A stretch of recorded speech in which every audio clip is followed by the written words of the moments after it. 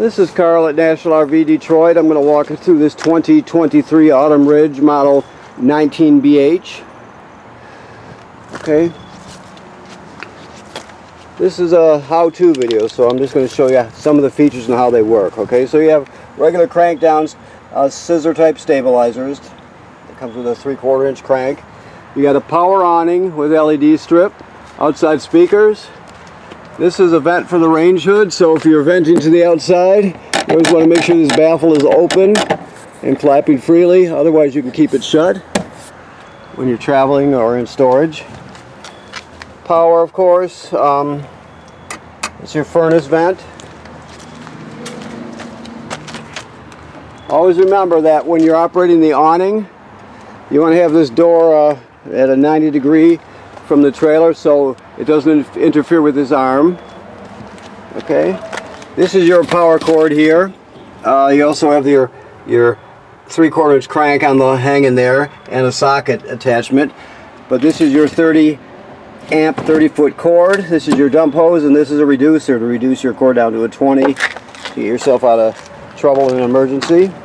Okay, 20-pound LP tank. You got a deep cycle marine battery. Okay,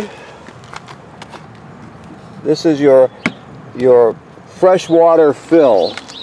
If you're camping someplace without a city water hookup, you can pre-fill your fresh water tank right here and then use the onboard pump to pump the water, so all the plumbing will work as though you have city water even if you're pumping out of the tank. So you only use that if you don't have city water.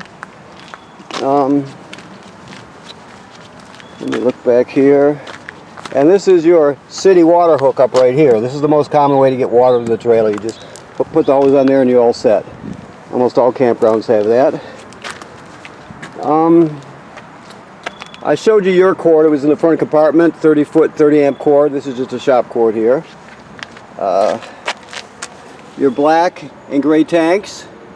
Black is toilet water and waste. Gray is sink and shower water. You also have your low point drains there. Or drain there, or is that a, yeah, low point. Campground cable through. This is your water heater. Right now this must be winterized, I'm guessing, but basically this is your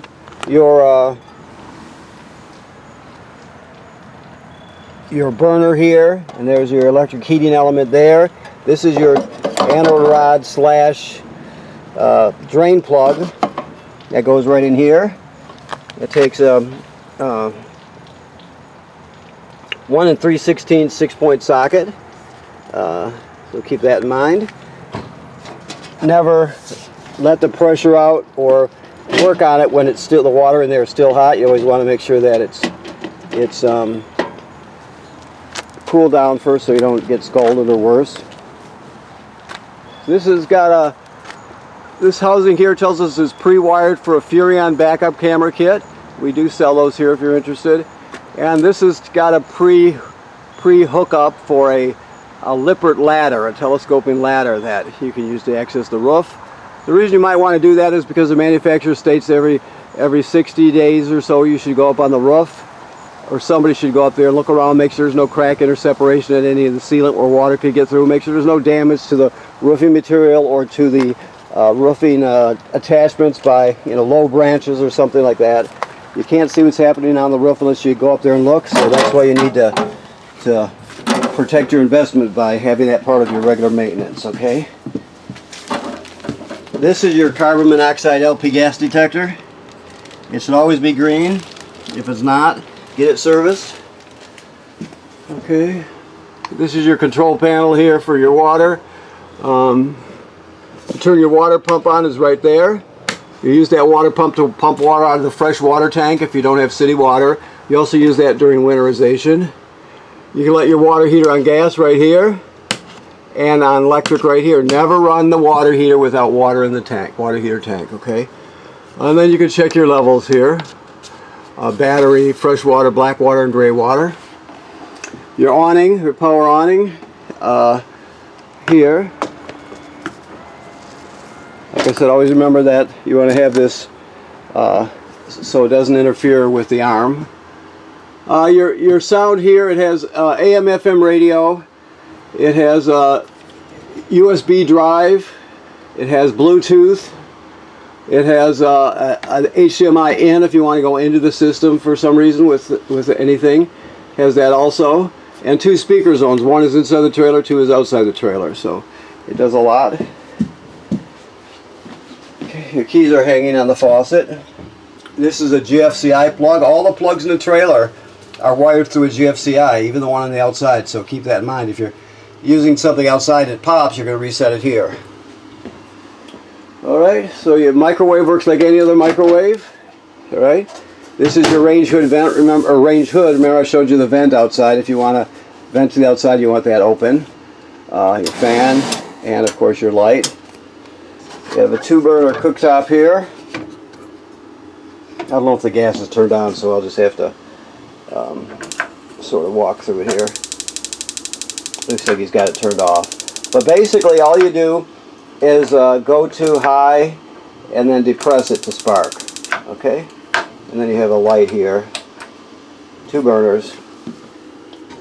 I'll make sure the gas is turned on when you come to pick up so you can see it work. This is a 12-volt DC refrigerator and freezer. So you have different power saving modes here, as you can see, night mode and that sort of thing. You have your temperatures here. It's very, very simple, and then on and off, of course. Your toilet sits right over a black tank like all travel trailer toilets do. So when you get in here, you hook up your power, your water at the campground. You come in here, you put a dose of chemical right in the bowl. Then you're going to step on your pedal. Water will come swirling out into the bowl, into the black tank below, along with the chemical. You stand that long enough to put at least a gallon of water in there, and you're all set. If you don't, if you use it dry without doing that, the smell will be terrible, plus it'll get clogged up. So you always want a dose of chemical and at least a gallon of water in there. Alright?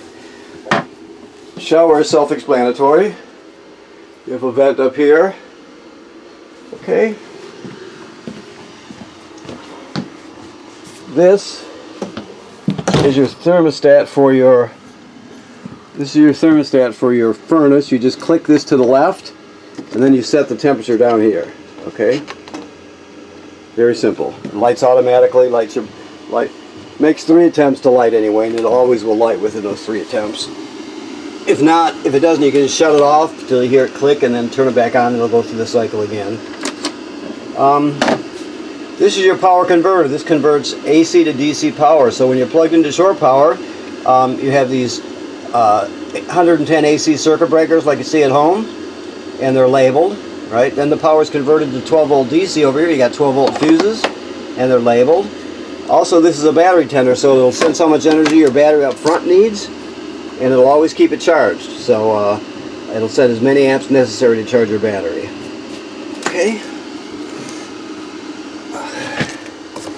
We have some access under here to storage.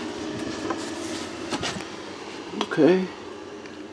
The controls for your AC are right on it. This one here is the thermostat, of course, and then you have 2 fan speeds, which are nothing but the fan circulating air, and then 2 air conditioning speeds, which are full air conditioning, of course. Smoke detector.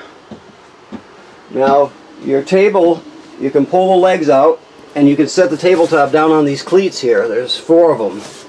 And then you can use the back cushions to fill in the space, and you got another bed here. Okay. This is the remote for your radio.